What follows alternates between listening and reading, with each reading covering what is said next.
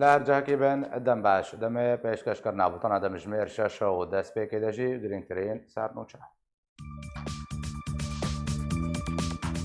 ئەمریکا دە ئەنجامدانە گەڕێن خۆدە لە ناوچەیان ڕۆژاوای کوردستانی بەردەوامە و هە پەیمانیان ناودەوڵەتی کاروانێکە لە شکەریشاندا ڕۆژئاوای کوردستانی لە ناوچەیان دەبن دەستێ پەیادێ و قاسەدێدا نرخێ کەلوپەلێن خواردنێ بە ئاوایەکی بەرچاو گران بوونە. دۆناڵد ترامپ سەرۆکێ ئەمریکا سەدەماستاندنە بریارە کوشتنە قاسم سلەیمانی ئاشکارا دکێ. رووسیا دبێژێ کۆهینە ئەگەرە ڕووبڕووبوونە لەشکرینە بەرە ئەمریکا و ئێرانێدا لە هۆڵەیە.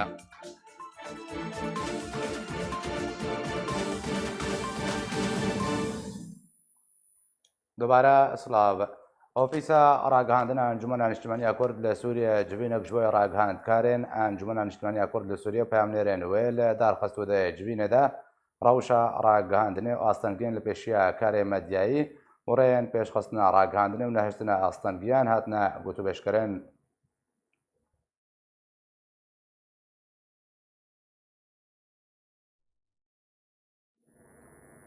دۆناڵد ترامپ سەرۆکی ئەمریکا ڕاگەاند و سەدەما سەرەکەی کوشتنە قاسم سلەیمانی ئەو بوو وڵاتیەکی ئەمریکی لە بنگە کەیوان لە کەرکووکێدا ئەنجامە عێریشە چەکدارێن سەر بە ئێرانی بەهاتە کوشتن. هەروەها داڕشتنە پلانە تەقاندنە باڵێزخانەیە ئەمریکا بوو لە بەغداشە لیە قاسم سلەیمانی بە. سەرۆکی ئەمریکا سەدەماستاندنا بریارە کوشتنە قاسم سلێمانی ئەشکەرە کرد و گوت کو سلێمانی پیلان ji bo teqandina balyozxaneya ئەمریکا لە بەغدا ڕێشت بوو. دۆناڵد ترامپ سەرۆکی ئەمریکا ڕاگەهاند کو سەدەما سەرەکەیە کوشتنە قاسم سلێمانی ئەو بوو کو وڵاتیەکی ئەمریکی لە بنگەهێکە wan li Kerkûkê de encama êrişa çekdarên ser bi Eyranê ve hate kuştin. Herwiha darêştina pîlana teqandina balyozxaneya ئەمریکا bû li Bexda ji aliyê Qasim Silêmanî ve. Weke Trump dibêje ku ji ber van her du sedeman biryara kuştina Qasim Silêmanî hate standin berî ku pîlana xwe bicê bike û ziyanê bigihîne Amerîka. Şeva borî jî Donald Trump ragihand ku îmze li ser biryara sepandina sizayên nû bi ser Eyranê kiriye. Ew siza gelekî giran in wê Eyranê tûşî herifandinê bike. Her divê derbarê de Wezîrê Derveyê Amerîka dibêje Qasim Silêmanî sedema kuştina bi hezaran ji welatiyên Sûrî bû. Mike Pompeo Wezîrê Derveyê Amerîka dibêje ku biryara Donald Trump bi kuştina Qasim Silêmanî biryarekî rast û durust bû. Ji ber bi sedema siyaset û çalakiyên Qasim Silêmanî bi hezaran ji welatiyên Sûrî hatine kuştin. Her wiha Pompeo got ku bi sedema Qasim Silêmanî Lubnan û Iraq jî hatibûn wêrankirin û Amerîka bi kuştina Qasim Silêmanî gurzekî mezin li çalakiyên Eyranê li Sûriyê û Lubnan û Iraqê da. Ji aliyê xwe ve Mihemed Cewad Zarîf Wezîrê Derveyê Eyranê dibêje ku Eyran tolvedan ji ber kuştina Qasim Silêmaniyê kir û êdî Eyran êrişî Amerîka nake û bi tenê Eyran wê berevaniyê di ber xwe de bike. Ev gotina Wezîrê Derveyê Eyranê ye. Di demekî de tê ku Eyran gefa encamdana êrişên mezin li dijî Amerîka dida û digot ku serê Donald Trump kême ji bo tolvedanê ji Silêmaniyê re û ji aliyê xwe ve cîgirê serokê Amerîka ragihand ku Eyran ji gropên ser bi Eyranê ve li Iraqê ragihandiye ku êdî êrişî Amerîka nekin û serbazgehên Amerîkî nekine armanc.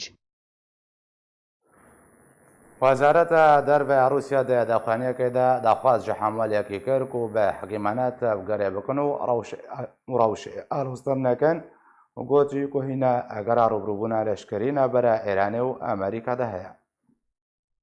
وزارەتە دەربە رووسیا dibêje ku hîn metirsiya destpêkirina krîzê rûbirûbûna navbera Amerîka û Îranê de li holê. Wezareta Derve Rûsya ragihand Rûsya hêvî dike ku Amerîka û Îranê ji bijardeyê şer û rûbirûbûna leşkerî dûr bikevin. Her wiha Wezareta Derve Rûsyê di daxuyîna xwe de daxwaz ji hemû aliyekî kir ku bi hekîmanet tevgerê bikin û rewşê alostir nekin. û ji aliyê xwe ve Wezîrê Derve Rûsya Sergey Lavrov got ku kuştina Qasim Silêmanî ji aliyê Amerîka binpêkirina ji yasayê navdewletî re û derencamê metirsîdar wê bi dû xwe ve bînê. Sergey Lavrov di peywendiyê xwe telefonî de li gel hevşanê xwe ya Pakistanî ragihand ku Rûsya vê reftara Amerîkî bi binpêkirina ji yasayê navdewletî re dizane. Ji ber vê reftara Amerîkî ya neyasayî metirsî li ser asayişa navçe û yan herêmê û cîhanê wê dirist bibe. û piştî ku Amerîka daxwaz ji Rûsya, Çîn, Fransa, Brîtanya, Almanya kir ku rêkeftina etomî li gel Îranê hilweşînin,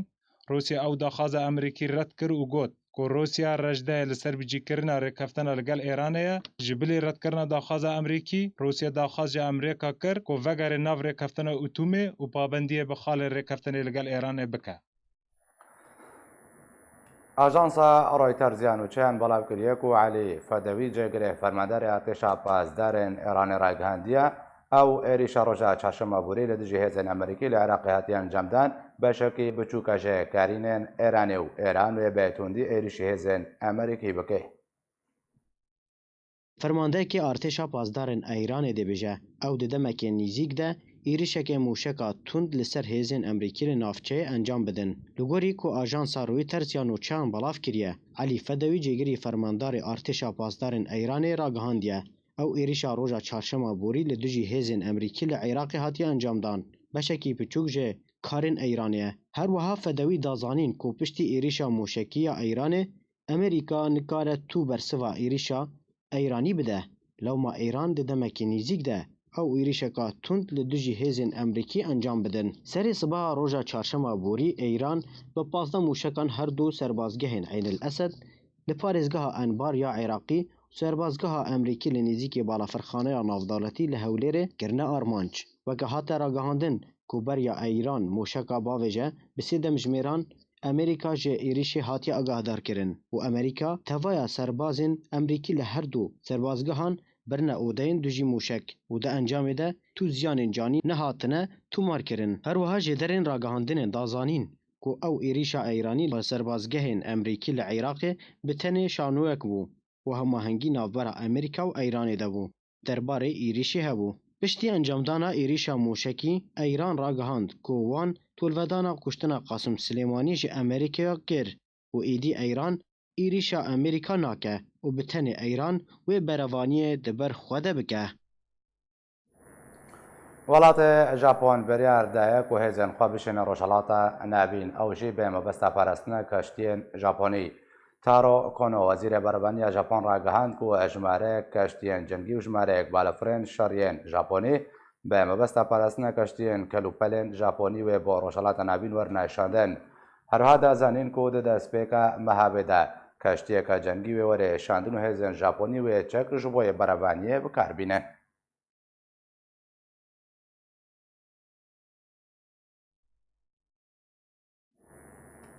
Medyan Rûsî eşkere kirin ku berpirsên Rûsî yên Emerîkî li ser vekirina dergehekî bişeyî biradeberên dibin kontrola rejimê yên Qesedê de li bajarê Dêra Zorê rêkevtine û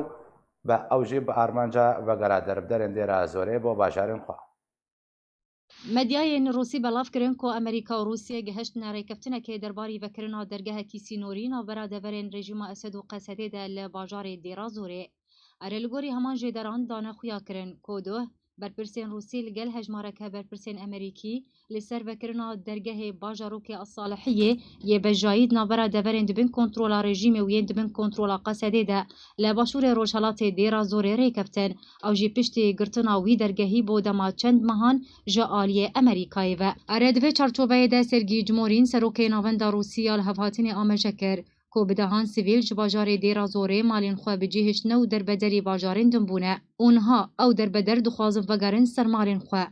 û got bi vekirina vî dergehê mirovî ji aliyê Rûsya û Amerîkayê ve piştî ku bo dema çend mehan hatibû girtin, êdî pirsgirêka vegera derbederên Dêra Zorê bo bajarê xwe wê çareser bibe. Ew ê xelkên deverê cardin vegerin jiyana xwe ya normal û ya aştiyane li gorî nerîna wî. Ji alî xwe ve jî jêderên xwecehî ragihandin ku ev dergehê sînoriyê ku wê were vekirin dikeve navbera filkê S7 kîlometr yê dibin kontrola rejîmê û bajarokê Asalihiyê yê dibin destê Qesedê de. Ji nîvê tebexa 2018 de rêveberiya dergehên sînorî yê di navbera deverên dibin kontrola rejîm û Qesedê de li bajarê Dêra Zorê ketiye bin kontrola Rûsyê de ku ji wê demê ve wî Rûsya rêveberiya dergehên sînorî dike. Ji bo gotûbêjeka bêhter li ser dawîn em bêjin nakokên navbera Amerîka û Îranê de zibire xwe me Birêz Newaf Reşîd endamên Nûneretê Herêma Kurdistanê Encûmena Niştmeniya Kurd li Sûriyê. Birêz Newaf te bi xêr hatî berî hemû tiştekî. Li gorî ku bûyerên herî germ çêbûne kuştina Qasım Silêmanî armançkirina Eyranê ji bingehên serbaziyên Amerîka re li Ên Esed û yek nêzîkî balafirxaneya Hewlêrê bû. و لێ دوانن و دەرکەتنە چش بەرپرسێن ئەیرانی چش بەرپرسێن ئەمریکی جارێکی بە ئەیران بژێ مەتۆل بەدان کرد ئەمریکات بێژێ ئەیران وێ بسەکنێ بەریاوێناکێ ئەنگۆش ئالیگرێ خوڕن لە ناو عێراقیت بێژێ ئیدی ئێریشی سەربازگەهێن ئەمریکی نەکەن چش ڕۆ بەژێرە تێکردن ئەب لێ دوانێنوان و پێشوەچووننوان بوویەران دە هەمان دەمێدا هەچتێ پێشبینیکردن و پێشە ڕۆژێ دەچێ بێنابەرە هەردوو ئالیاندا سپاس شخوار بتنامەدا ئەس بێژم ئێرانێ گەلک خێزیان سۆر دەرباسکردن زێدەی خێزەکی دەرباس کرد و گەلک خێز دەرباسکردن و دەست و پەنجێوێ تەمامی ڕۆژلاتە ناویندا هەیە و دیارە بەرچاوایە تشتێک و لبنانê سووریا هەروها عراقê Yemenê her cihî pencêwê henin ji binî ev tiştê xerabiya got dike û derketina wê û Qasım Silêmanî xwe didît weke serkirdek di van dewletê hanê de serkêşiya van zêdeyî wêna berjewendiyê Emerîka hat tehdîdkirin zêdeyî wek rapora we dihat kesayek jiyana xwe dest daye êrişên Êraniya de zêdeyî wêna wek agihî çêbûn dema vê dawiyê yazde cara zêdeyî yazde cara ya heta yazde cara deverên hebûna Emerîkiya di Iraqê tenê de bûye armancê çekdarên aliyê ya langerên Êranê dîtname de gihîşte astekî Emerîkî pê hesiyan û Trump بعینê xweşber got di van demê nîzîkî helbijartinê wan de tucarî derbasî şera nebûne bes diyare gerekî wan bû tiştek divê sînorek hedek ji Êraniya re bêdanîn ev sînorê hanê ev derbahanê bû îro roj wek dîtna min ez dibêjim ti berjewendiyê Êraniya jî tê ditine got derkevê bi şerekî û Emerîkî jî heta astekî îro roj negelkî berjewendiya waye nîzîkî hilbijartinê serokatiyê tucarî derbasî şera nebûnin bev vêyekê bijim ev derbê gonha çêbûn te amaje pê kir li Enbar û li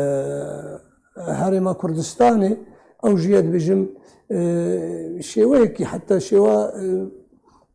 ji bo hevz ma'lweceh bû yanî weke şanoyekî bû weke bersivekî bû ji bo zêdeyî wêna heybeta xwe nebe ji ber got di Êranê bixwe de du teyarê mezin hene ji ber got Êran bixwe gihayî astekî bêhnçikandinê ev dorpêçkirina aborî û adin jî xelkê wê û rabûna xelkê wê û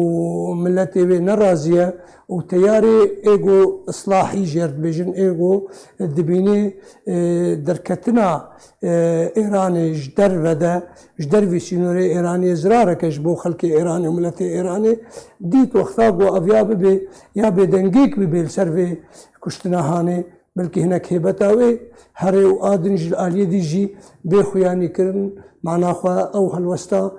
ew teyarê dî ew ê got dibêje ew wê rast ew dirist باشە برێز پرسێک وردەهەیە دەما کو ئەمریکا قەزم سلێمانی ئەرمانج کرد و کوشت بهترا وڵاتên navdewletî Ewropa çî cîhanî lê duan derxistan got helwesta xwedan behtira wan em bêjin gotin ku ev kuştina Qasım Silêmanî wê rewşê alwestir bike wê bêjin nakokî wê bêhtir çêbin çarenivîseka reş wê dirê debe lê dema ku Eyranê Emerîka armanc kir behtira wan êriş îdia nekirin vir dem karin bêjin bi bê helwesta welatên yekîtiya Ewropa welatên cîhanî hemû jî piştevaniya biryara Emerîkî dikir bi kuştina Qasım Silêmanî bêjim ciyera hetiyê bû ba gelek xelkê deverê jî û cem Ewropiya jî ciyera hetiyê bû bes eşkere nabe حالا وەک حاڵانێ ئەشکارە بێ پشتگیرکردن بەس گرنگترین و بێتر بژم تو بەرژەوەندیە ئێرانیا تێتنەوە ئێرانی وێنە بگهێن وێ ئاستا حەماقەتێکیش بۆ شەڕێکی بەکێ ئەمریکیارە سەر بوو گەلک کاغەت دەستێوێت هەنە و کارێ سەر ئێشاییە چێکێ و کارێ هەر دەویژی سەر ئێشاییە چێکێ دژی بەرژەوەندیە ئەمریکا بەس بێژم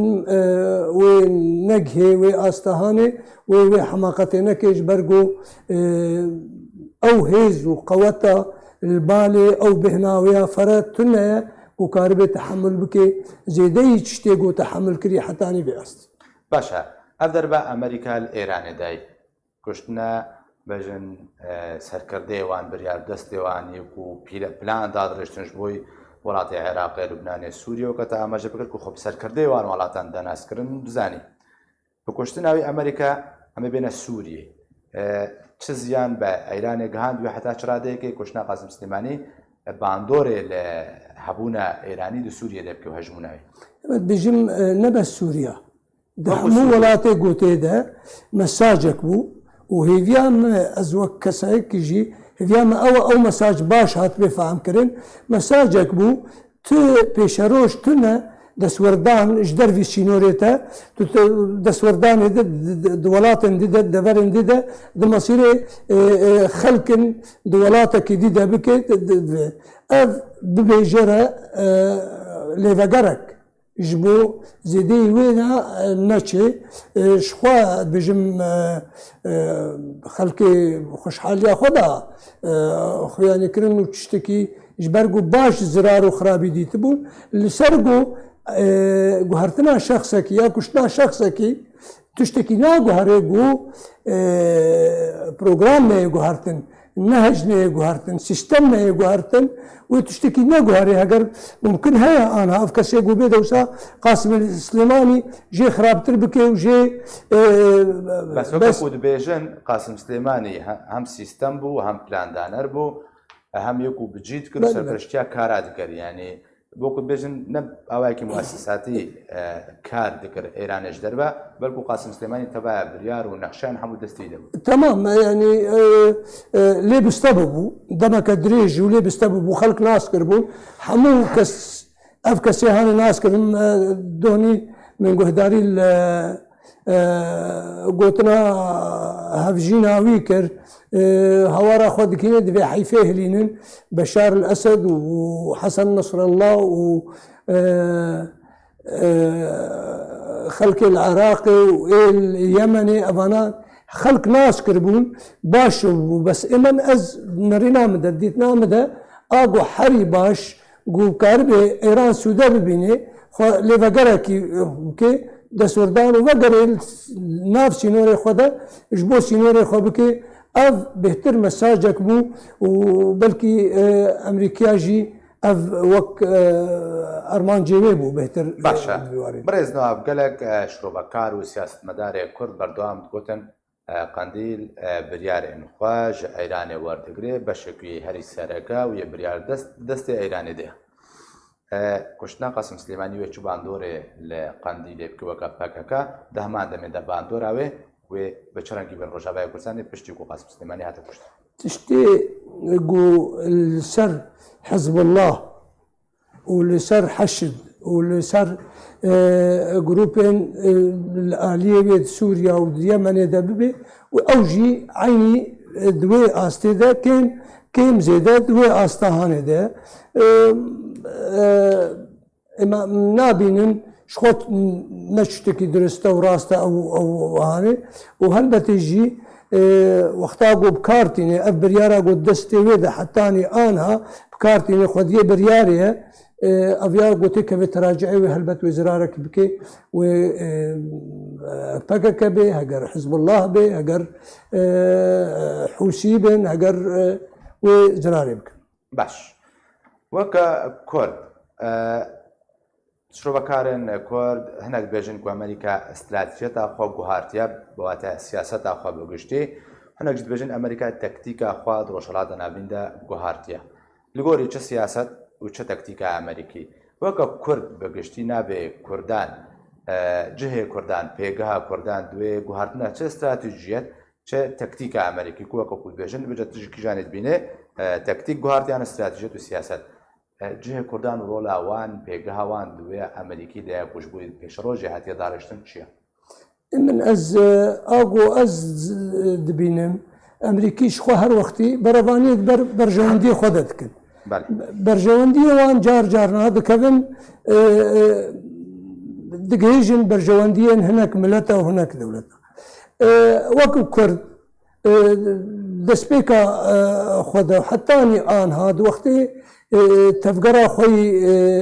ڕێزگاریژی وەختی گوڵ چیا و لشکەفتا دەژی بوون و حتانی ئانهاژی توجاری کارێ ترۆری نەکردە هەر وەختی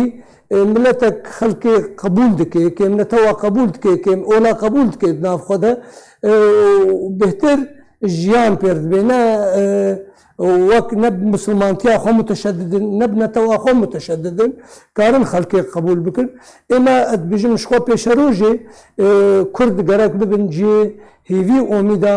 خەڵکێ دوێ دەبەرەهانێدا ئێگو هەموو کەسی قبول دکێ و کارێ دیالۆکێ گفتوگۆی هەر کەسی رە بکێ و تو جاری نابینێ سینۆر نەتە و نە ئۆر ببێ سینۆر نابەراوی و کەسی ئەمریکا کوردان وەکە کەرتەکە فشارێ بکارتێنێ ji بۆی ئەمە تورکیاش بۆی ئەیران ji بۆی ڕژێمش بۆی عێراقی حتاوکەن هاژ بکارتێنێ و هیا بۆی بەردەوام بێت بیکاریدا وەکە کەرتەکە دەغتێ فشاری ئەمریکی گۆری بەرژەوەندیە خوا هەر وەختی گۆری بەرژەوەندیەوە بەرژەوەندیەوان کودێ پێک بێن وەچەخێ ئەو دەر جێ احتیماماوانە ئەو خەلکانە جێ احتیماماوان گۆری بەرژەوەندیە خوا بکەن ئێمە هێویامە ئەوە وەک جارێک دی دووبارەتکەم ملەت ئێمە خەڵکێمە خاکامە کەسێمە ئەم ببن جێ پێکهاتیە بەرژەوەندیە ئەمریکیاش بۆ گوهدانەکە باشەوەکە ڕۆژهەڵاتێ فەراتێ ڕەوشاوێ ئەبەدەمەکە بژن هااتیا ڕاوەستاندن هەردوو باژارێ گرێسپی سەرەکانی کەتم دەستی تورکیادا ڕژێم بەگەر هەیە لە پۆلیسی لەشکری ڕووسی بەگەر هەیە سینناریوی پێشبینیکردی ئەمریکی لێ دێهەنە دەورێن ژ بۆی ناوچێن کوپە بەترۆل لێە ئەنجام دەوتن دەستێ دەنە سینناریۆ بیرەنگی منێ ڕەوشی بیرەنگی منیانژی سینناریو نەدی پێشبینیکردی نەژبەرگەلک بێژن قوناغا دوێژی ژناوچەیە ئارام و حتا کوبانێل خۆ دەگرێ پێ بکەوارێکی بجیکردنێدا ئەس بژم وێولۆ نەمینێ ژبەرگ و شتێک گو دەبێت شتن خراپ دەبن و قبول نابێ لەسەر هەفکردناوان دەولەتێک و خودی ڕۆل و باندۆرن ئێ خودیە بەریارێ نەدهندرێوێدە بەس ئیرۆ ڕۆژۆکی بەری درۆ سێ ڕۆژاژی مە بهیست یەکیتیا ئۆروپا بهتر مەوضوعێن و دەبەرە ئارام نابێت تەک دەولەت سەرکێشیاوێ بکە و بسەرپەرشتیایەک تەک دەولەت بێ نابێ دەبێت دەبن باندۆر و سەرکێشیا کۆما ناودەولەتی دەبێ بژم هەنێک لێڤەگەر وێ چێ ببێ سەر خاکا سووریا و بڤی شێوەی های نەمینێ ڕۆژلاتی فرات گەلک هێز و قەوەت وەکتە ئاناژی ئەماژە پێکرد معارەدە هەیە و پەیەدە هەیە و قەسەد هەیە و تورک هەنە و ڕووس هەنە و ینی گەلک چەکدار و دەسەڵات کەتنە دوێ دەبەرەهانێدە قۆناغاتێدە بڤێ ڕەنگێ هاانێ و تو چارەسەری نەبێ وەختێک و ئارامی چێ نەبێ ئەو ئارامیە هاانێ دەرکەتنا هەموو چەکدارایە دەبێت دەکەتنا هەموو چەکدارە باشە ژێ دەزی دەست پێ بکەم دەکەتنا چەکدارە کە بێ بەرژەوەندیا کوردادا بۆ منە ئەمریکا بەخشی هەلبەت وێ ملەتی یەکەم ئەمریکا وەک لەشکەر وەک هێز وێ وەختێ دەبەرێک ئارامی چێبێ و دبن سەرپەرشتیا کۆما ناودەولەتی دەبێ و زێدەی دەولەتەکی سەرپەرشتیاوان بێ وێ کورد و هەموو ملەتێ وێ وێژێ سوودە بکەن بەرگ و لەبەرا ئارام شەرت و مەرجێ دەبەرا ئارام هەنە شەرت و مەرجێ دەبەرا ئارام چەکدار نەمینن و ئارامی چێبێ و دۆرپێچکردن نەمینێ و خەڵک بزیبرن سەر خاکە خۆ ئەرداخوا وێ ئەوەیە بەرژەوەندی خەڵکێ تێت هەبێ خەڵکش پەنابەریە خلاص بێ گەلک سپاس بۆی بڕێز نەواف ڕەشید ئەندامێ نونەراتی هەرێما کوردستانە ئەنجومەنە نیشتیمانیە کورد لە سووریە و دەگەرمەبووی گەلک سپاس لە باژار و باژارۆکان ڕۆژاوای کوردستان بن دەستێ بن کۆنتترۆلە قاسەدێدا نرخی هەموو جۆرێ خواردنێ باوایەکی بەرچاو گران بووە. نرخ گوشت û şînahiyê li bajar û bajarokê Rojavayê Kurdistanê roj bi roj biha dibin. Hin jêderna xwecehî ji bajar û bajarokê Rojavayê Kurdistanê ji arkêra gotin ku nirxê hemî corên xwarinê li deverê dibin kontrola qesedê de girantir bûne. Dukandarekî bajarê Kobanî got ku nirxê piranî corên xwarinê giran bûne. Nirxê her kîlok bacanê sor ji 600 lêreyê Sûrî bûye 1000 lêre. Bacanê reş bûye 500 lêreyê Sûrî. Dolme ji 400 lêreyê Sûrî bûye 700 lêre. Şekir jî bûye 600 lêreyê Sûrî. û goştê pez ji 4000 bû 7000 û goştê mirîşk jî bûye 1600 lêreyê Sûrî. Bazirganan got ku sedema bihabûna nirxê goşt û şînahiyê kêmbûna nirxê lêreyên Sûrî beramberê dolarê Emerîkî ye. Ku her 100 dolarê Emerîkî beramberî 95,000 lêreyê Sûrî û bihabûna zêr li deverê ye. û kêmbûna şînahiyê li nava bazar bi sedema qedexekirina rêya enfora navdewletî ji alî grûpên çekdar. بەڵێ تەماشەبانێژازن ها بەرێ خۆ بدمە نوچەکهانێ ئارکی ئەحمەد سۆفی ژێ باژارێ دێرکێک و مرەیە ئەحمەد دەمباش چه پێشبەچوونێ نو لەسەر عەردێ هەنە جەمتە و بتایبەتی تەبگەرە هێزن ئەمریکی. بەڵێ دەمباش وەکو هاتی خویاکردن دهو دەوریکە ئەمریکی لە دەڤەرە ڕمێلان هەروەها دەڤەرە ئالیا و تابکێ تلکۆچەرێ li wer çûn û hatin ger dikir hineka divegeran ku ev dewrîk xwezayî ye û hineka diko ji ber ev gefdên ku berî nihal navbera Amerîka û Îranê de ev çûn û hatin çêdibê lê gor bihterî jêderên ku li biva kara mijûl dibin dane xuyakirin ku ev mebderekî یاساییە ڕەوشە هەبوونا لە هێزن ئەمریکی دەبەرێ بەگرێدایە. باشە ئەحمەد وەختاک و هێزن ئەمریکی دەوریان ئەنجام دن و سەردانە جهن وەک ئەو دنەخویاکردن بەترۆل لێ دکن بیرن بەترۆلێ تەبگەر ئەنگۆ دەنگۆ چناف خەلکێدا بەلا دبن گەلۆ خەلک هەتا چرادێکی دڵخۆشە بمانە هێزن ئەمریکی و بە ئەنجامدانە دەوریان دوێ ناوچەی و چ باندۆرێ لە ناوچەیە بگشتیت کێ ڕاستی هەبوونا دەورین ئەمریکی ڕەحەتیت دەبەرێ بەلاو دکێ و ئەو بخۆشی دەماک و دگەرن یعنی بەری دەمەکی دەماک و هاتینە باژارێ دێرکێ ئەو بژن تنبێلên نوایên leşkerî yani cuda cuda jev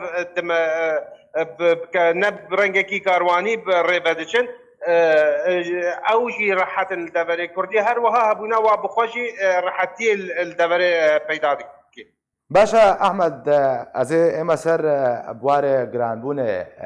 نرخێ دۆلار گرانبوونە نرخێ دۆلار لە هەمبەر لەیرەیە سووری باندۆر چ کردیە و نەهاژی نرخێ دۆلار لە باژارێ دێرکێ ئەم بێژن بە چ قاسیە کەلوپەلێن خواردنێن سەرەکەی دۆلار بەلێ کەرم ئەحمەد بەلێ بەلێ بلندبوونا نرخێ دۆلار کەتنە لەیرەیە سووری باندۆرێکی بکل بڕاست کوردی هەروەها لە ناوچەی بگشتی هاتیەکردن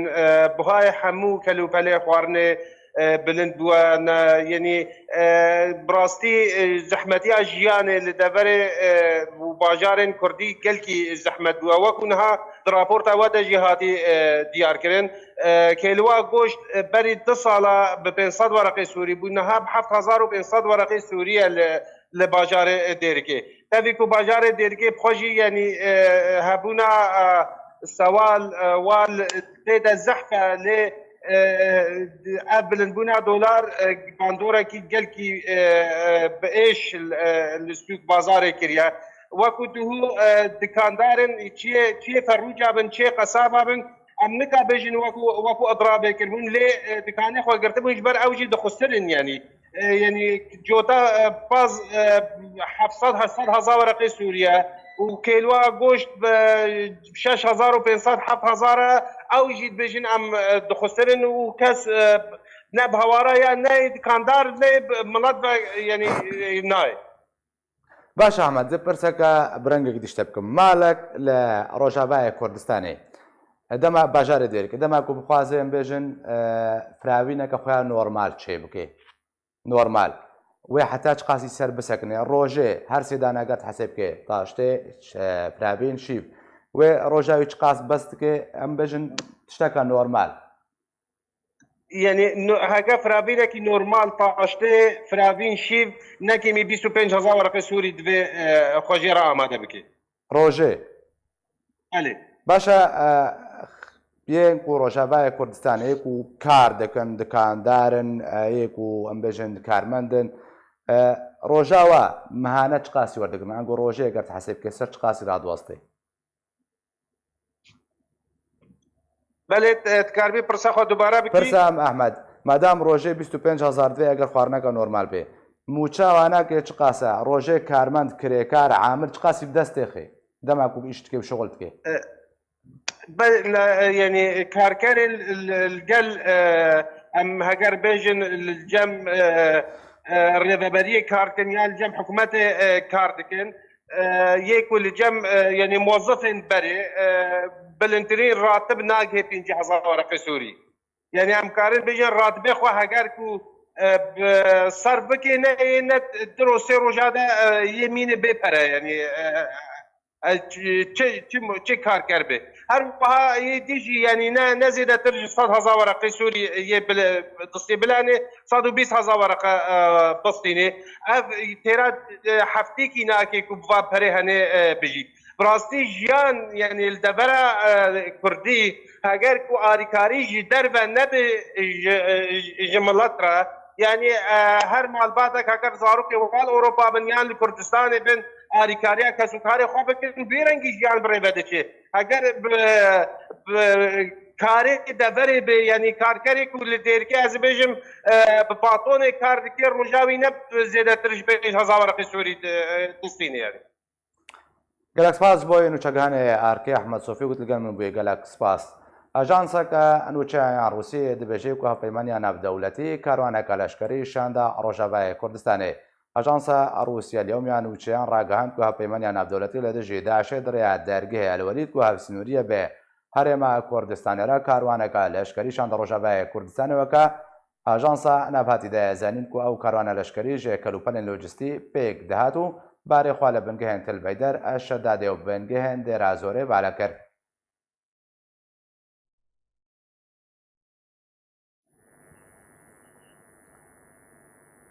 نهاجی زبر خبد ما نوشگهان آرکیج باجار حسکی کمره داره دنباش چه زانیاری پیش بچون نو لجم تهنه لدبر حسکی و گندواره بله سپاس زنار براستی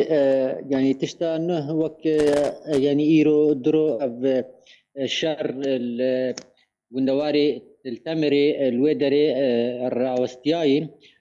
يعني او جندي مشايفه ومناخ بانا هاتبون رزقار كرن لي او جندانا يعني بكارن بيجن يعني تشتي انه فالا ماي يعني نا قصدي كتيدي ونا جروبين تشكدار تيدي يعني مترسين هي يعني تبيغو قصدي هردو جنجي رزقار كرن لي جروبين تشكدار ينسر تركيا يعني عادتك وان هي جوش كيجان جندي دركبن وك ماينا الدو خد هيلن مترسين هي جو يعني ماين الفان جندا هبن ويعني جبولو نكارن درباس بهم هروها جندي قاسمية أو جهاتية رزقار كرن لي يعني دكارن بيجم يعني قصدي درباس نبو يدي حتى جو باقج نبا اجماعينا بر جروبين چكدار ماينا الدوخة دچينن بري جو دركبن تشتا ميدانية بله باشا دارا بحثا هاتنا كاروان كالاشكري جاليا فيمانيان عبداللطيف جي تكرن او كاروان كوباروي وكادنو شيء دجات كلوبان لوجستي بون لكودري او بار بالكن حتى كي دريچون بحثا دير از رو جهات كره بله يعني بهترين او وك الجندي هيمو السريا قامشلو دكافي روج هلاتي قامشلو روج افاي قامشلو وهروها التلبيدر جي القاعده قصرك التلبيدر الورجي هاتي بجيكرين جبلي ويجي جهه كي دجي هي النيزي باجار حسكي دور 15 كيلومتر كوري باجاري حسكي جبلي ويجي يعني اف الي كاريا لوجستي توي شداد جي وحقل العمر جي لديري يعني بلكي يعني اف الي كاريانو بلكي مترسينا هب جو ايريشن الي جرين ايراني قول السربان قاعده عسكري امريكي تشبن دورة افالي كاري هاتيه باشا دارا نها نوشگان ارکی احمد صوفی گوت کل باجار درکه کلوپلن خوارنین سرکه گلکی گران بونا حتی کو مالباتک بکار به روجا خوا بری به پیستی بهتر جه 20,000 لیره سوریا گلو الباجار حسکه گندواره و اروش بچرانگیا گران بونا نرخ دلار چه باندور کریو کلوپل به چاوه کی لهاتنا نرخ و بوچ قاس راست يعني احمد صوفي راست اخذه لسر نرخي يعني تشتي الديركي لدكارم بيجم يعني جدابونا كينا برا كي وديركي يعني حتى استكي باش يعني دا يعني هردم باجاري ديركي بتايبت بهابون الروجان بهترين بهابون دكارم بيجمنا الحسكي يعني ارزان تربه هاجر كيلوا قوش لديريكي بحفتاب والحسكي بالششابه هاجر كيلوا ام بيجن بعجانا قول ديريكي بحفصدي بحيصدي بناوي الحسكي كيم ترند ام نابيجن يعني حسكي ارزان حسكي بهاي جدابونا كي حسكي بيشكي ارزان تري جبرق باجاركي مزنه هر آليجي يعني جيرتي يعني دكارم يعني از دكارم يعني بحث دينم بكا يعني حايلاك وجانا خرج بك يعني دارا باواكي يعني نورمال دارا باواكي نورمال وكا همان برساكم راستي احمد كري روجانا اگر جانك نورمال مالباتك جانا خب نورمالي بربه بيستاي بشخاصي حتى كو كلوبالن خوارنا دابين كي يعني بروجك صاغ يعني از كارم بيجم يعني كسب النياشا يعني بلكي الحسكة يعني حفت حزار حياة دحضة جوان حفت حزار ويعني خبي بقدين يعني او يعني سكارب فيها بيجم يعني اذكر بيجم والله يعني حر مالباتك وروجانا موزابخ لا دارا اما بس تامن طاشتي فرابين شيف خوارنك نورمال بي 7,000 حتى 10,000 زي تحددين من الباجاري حسكي يعني باجاري حسكي ارزان تري ديركي ازيد كارم بيجم باشا قالك سباس جبوي نوشغاني اركي دارا عبدو قلت القلم بي قالك سباس ولاتيان غري سبيرو بيشاندانك لدجي بن بيكرن جروبين شغدار على دار خستن هن اجي دارن خجي جاك راغاندن كويلو بشتي نيفري بيشاندانك لميدانا دوارة آزادي لنابند بشار غريسبي دبن سلوغانا درك بأحرار الشرقية هذا الدار خستن اوجي بشتي كشنا جوكار عمار الحجي والسرباست بردانا كاتشاكا ونداي بنابي يارا محمد ابو صلاح الاحمد جا زندان جروبين الجبهه الشاميه هرها خو پیشان درن دا خوازه سرباست بردانا تبايا زندان یان کرن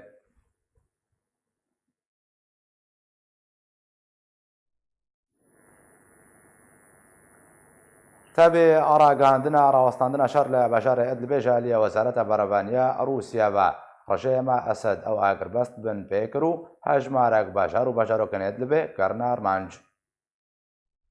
تبي راگاندنا اغربستا راوستاندنا شر لادلب و گوندوارن و درنگیا شوابوري لرژیم اسد ئەو ئاگربەست بن پێکرد و دەست بە ئەنجامدانا ئۆپراسیۆنên xweyên esmanî li ser bajar û bajarokên Idlibê kirin. Çalakvanên di nava Idlibê de ragihandin tevî ragihandina Wezareta Berevaniya Rûsyê doh ji agirbesta rawestandina şer li Idlibê derengiya şeva borî lê îrodanê sibehê çekdarên rejîma Esed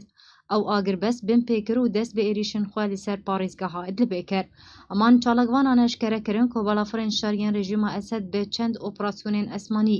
bajarê Me'aretün Ne'man û derdora wê bi tundî bombebaran kirin. Herûha heman jêderê daxuya kirin jî ku hêzên rejîmê bi topxaneya xwe ya giran Rojhilat û başûrê gundewarê Idlibê kirine armanc herûha hejmareke bajarok û gundên din jî bombebaran kirine. Ere di vê derbarê de rêveberê navenda hemêmîma Rûsya li hevhatinê li Sûriyê Lîwa Yurî Borinkov di daxuyaniyekê de eşkere kir ku li gorî rêkeftina ku Rûsya û Tirkiye gihiştinê derbarî Idlibê ku wê ji demijmêr do piştî nîvê şevê wê rêkeftina agirbesta rawestandina şer li Idlibê têkeve warê cîbcîkirinê de lê tevî ragihandina agirbestê ji alî Tirkiye û Rûsyê ve hîn jî rejîm de êrîş û binpêkirinên xwe de li bajarê Idlibê berdewam e. لە گوندەوارە حەلەبێ دا ئەنجامە تەقینە بۆمبەیەکە چەندیندا هەژمارێک زارۆک برینداربوون تیمە بەڕەبانیا سیڤیل ڕاگەهاند کۆ لە باژارۆکی حرێتان لە گوندەوارە حەلەبێ دەماک و 5 زارۆک دناوە زەویەکی دەبوون بۆمبەیەکە چەندی بواندا تەقیە و دا ئەنجامیدا 5 زارۆک برینداربوون و ژیانایەک ژوان زارۆکان دمەترسیەدەیە بەریا چەند ڕۆژانجی بە هەمان شێوەی دا ئەنجامە تەقینە بۆمبەیەکە چەندیدا لە بەژاری حرێتان وڵاتێکی سیڤیل ژیاناخوا ژەدەستدا.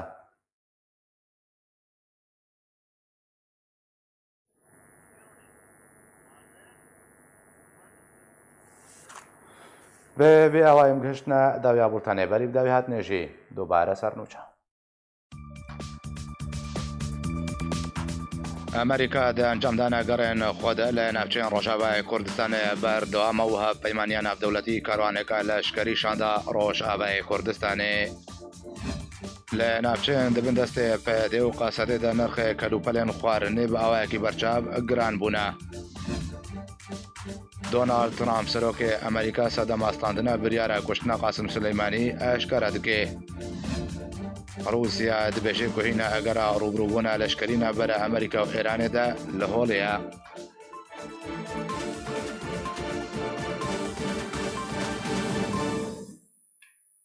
هەر شاد بن.